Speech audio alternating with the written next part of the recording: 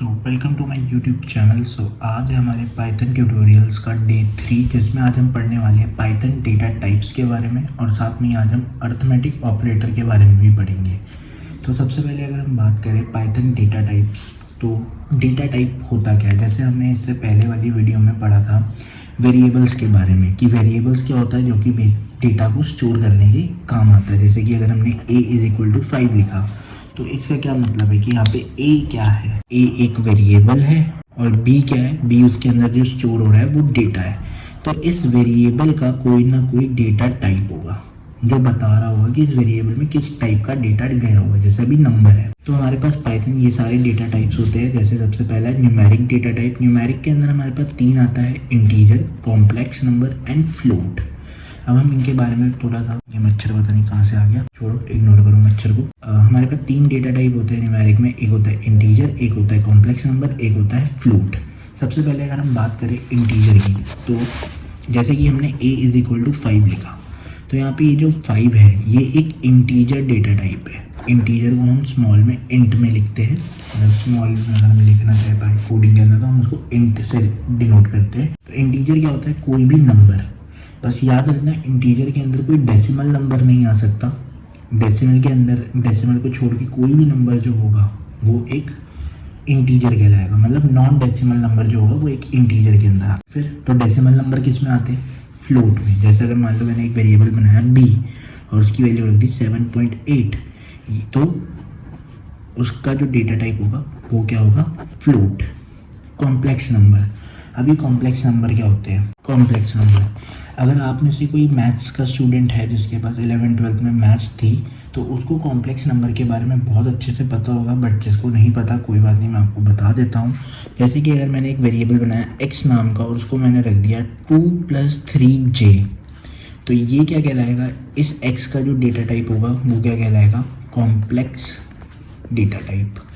क्यों कॉम्प्लेक्स कहलाएगा, क्योंकि ये कॉम्प्लेक्स नंबर है। अब ये कॉम्प्लेक्स नंबर क्या होते हैं, इतनी देर से बोल रहा हूँ। कॉम्प्लेक्स नंबर के अंदर 2 पार्ट्स होते हैं, एक होता है रियल पार्ट और एक होता है इमेजिनरी पार्ट। याद रखना मैथ्स के अंदर, रूट के अंदर कभी भी अगर माइनस में कोई वैल्यू है तो वो चीज़ एग्जिस्ट नहीं करती। रियल लाइफ में वो चीज़ हम मतलब एग्जिस्ट नहीं करती, बट हम उसको मैथ्स के अंदर इसको एक नाम देते हैं जिसको बोलते हैं आयोटा। आयोटा स्पेलिंग हो सकता है मैंने गलत लिखी हो, बट इसको बोलते क्या, प्रोनाउंस क्या करते हैं, आयोटा, जिसको हम मैथ्स में स्मॉल आई से डिनोट करते हैं। जैसे अगर मैं मान लो नंबर लिख रहा हूँ 2 + 3i, तो ये कॉम्प्लेक्स नंबर है जिसमें 2 जो है वो एक रियल पार्ट है और 3 आयोटा जो है ये एक इमेजिनरी पार्ट है। और रियल नंबर और इमेजिनरी नंबर को मिलाकर क्या बनता है, कॉम्प्लेक्स नंबर। तो लेकिन पाइथन के अंदर हम कॉम्प्लेक्स नंबर को j से डिनोट करते हैं। यहाँ पे आयोट मतलब ये जो √-1 है ये i से नहीं, यहाँ पे j से डिनोट करते हैं। तो हमारे पास इस टाइप के नंबर्स हो जो भी 2 + 3j की फॉर्म में होंगे, मतलब इस फॉर्म में होंगे, या फिर हम जनरल अगर कहें तो a + p j की फॉर्म में। a और b कोई भी नंबर्स हो सकते हैं, a और b आर एनी नंबर्स, तो उनको हम क्या बोलेंगे, कॉम्प्लेक्स नंबर। वो कौन से डेटा टाइप को बिलोंग करते हैं, कॉम्प्लेक्स। अगला जो डेटा टाइप है वो है डिक्शनरी। डिक्शनरी जो है एक mutable data type. Data types और भी 2 तरीके से एग्जिस्ट कर सकते हैं, एक होता है म्यूटेबल और एक होता है इम्यूटेबल। इसके बारे में हम डिटेल में आगे पढ़ेंगे। म्यूटेबल का मतलब होता है जिसमें हम चेंजेस कर सकते हैं, इम्यूटेबल जिसमें हम चेंजेस नहीं कर सकते। अभी के लिए बस इतना ही ध्यान रखना। आगे हम जो डेटा टाइप्स है, इन हर एक डेटा टाइप्स के बारे में एक सेपरेट चैप्टर बना हुआ है। जैसे ये डिक्शनरी है, इसका पूरा एक चैप्टर है। स्ट्रिंग है, इसका एक पूरा चैप्टर है। लिस्ट है, ये पूरा एक चैप्टर है। टपल, ये पूरा एक चैप्टर है।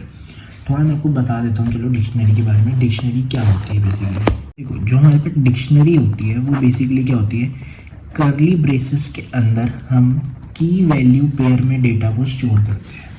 जैसे कि अगर मान लो मैंने ये लिखा नेम, यहाँ पे मैंने लिख दिया अमन, फिर मैंने लिखा रोल नंबर, यहाँ पे मैंने डाल दिया 17।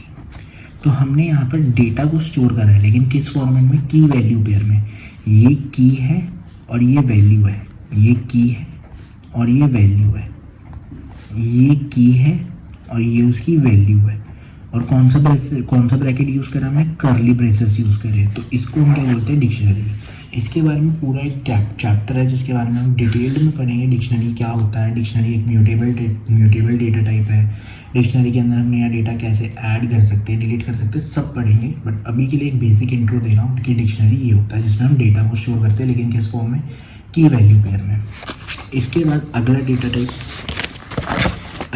जो होता है वो होता है बुलियन डेटा टाइप।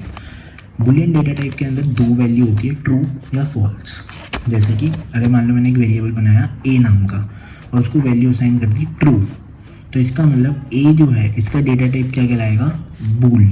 इसका जो डेटा टाइप होगा वो क्या कहलाएगा, बूल। शॉर्ट में बूल कहते हैं, बट फुल फॉर्म इसकी बुलियन होती है। या तो आप ट्रू करो या फिर फॉल्स करो। इसके बाद आता है सीक्वेंस टाइप। सीक्वेंस टाइप के अंदर हमारे पास 3 डेटा टाइप होते हैं, स्ट्रिंग, लिस्ट एंड टपल।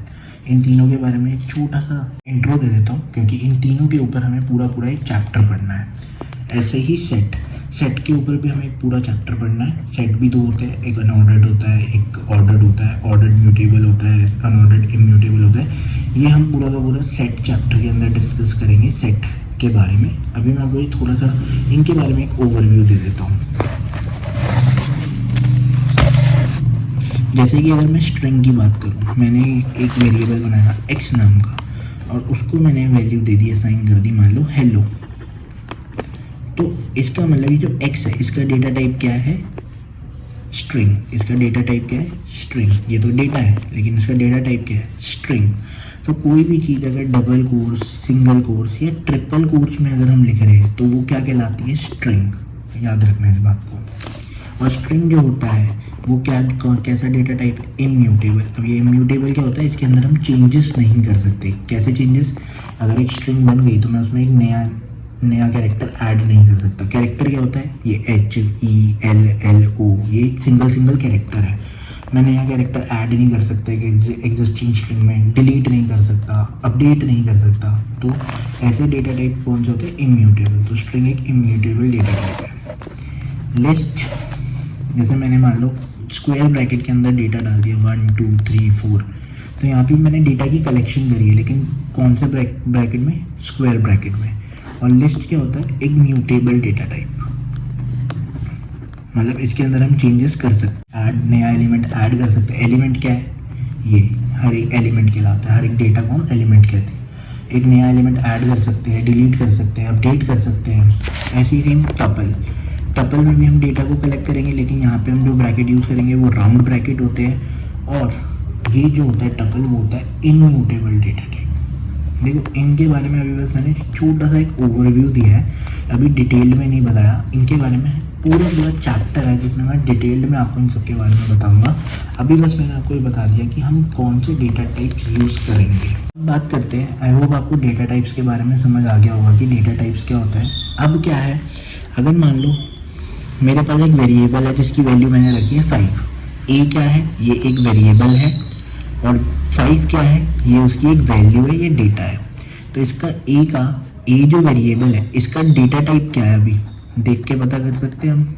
देख के हम बता सकते हैं कि इसका डेटा टाइप इंट है। बट कभी भी ऐसे कोई वेरिएबल जिसके अंदर जो डेटा डाल रखा है वो हमें नहीं पता कि वो कौन से टाइप का है, तो अगर हमें वो पता करना है तो हम उसके लिए एक फंक्शन इस्तेमाल करते हैं जिसका नाम है टाइप। जैसे एक प्रिंट बिल्ट इन फंक्शन था, ऐसे टाइप भी क्या है, एक बिल्ट इन फंक्शन है।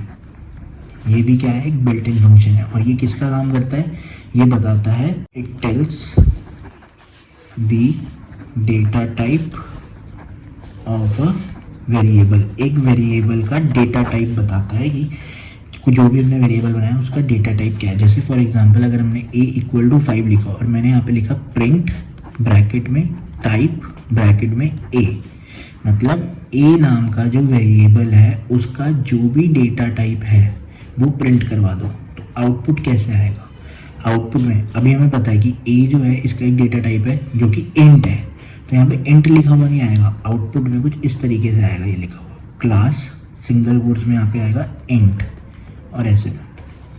अगर मान लो मैंने b नाम का वेरिएबल लिया, उसमें मैंने वैल्यू रखी 7.8 और मैंने प्रिंट करवाया, मैंने लिखा टाइप ब्रैकेट में b, तो इसका मतलब क्या है कि b नाम का जो वेरिएबल है उसका एक डेटा टाइप क्या होगा वो प्रिंट करवा दो। तो आउटपुट में क्या लिखा हुआ आएगा, क्लास, और यहाँ पे क्या है डेटा टाइप इसका, फ्लोट, क्योंकि डेसिमल नंबर है।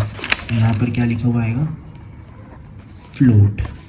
अब अगर मैं लिखता हूँ यहाँ पे c is equal to hello और मैं करवाता हूँ प्रिंट टाइप ब्रैकेट में c, तो आउटपुट में क्या लिखा हुआ आएगा, क्लास सिंगल कोट्स में यहाँ पे लिखा हुआ आएगा str, पूरा स्ट्रिंग लिखा नहीं आता, str लिखा हुआ है। ऐसे ही टाइप क्या है, कोई भी वेरिएबल में जो भी हमने डेटा डाल रखा है उसका टाइप बता देगा कि वो लिस्ट है, स्ट्रिंग है, टपल है, क्या हमारा स्ट्रिंग है, टपल है, इंट है, फ्लोट है, कॉम्प्लेक्स है, क्या है वो बता देगा। टाइप क्या है, एक बिल्ट इन फंक्शन है। याद करो मैंने जब फर्स्ट क्लास जब मैं आपको पढ़ाया था प्रिंट फंक्शन के बारे में, तो मैंने आपको बताया था बिल्ट इन फंक्शन क्या होते हैं, बने बनाए फंक्शन जिनको हम डायरेक्ट यूज़ कर सकते हैं।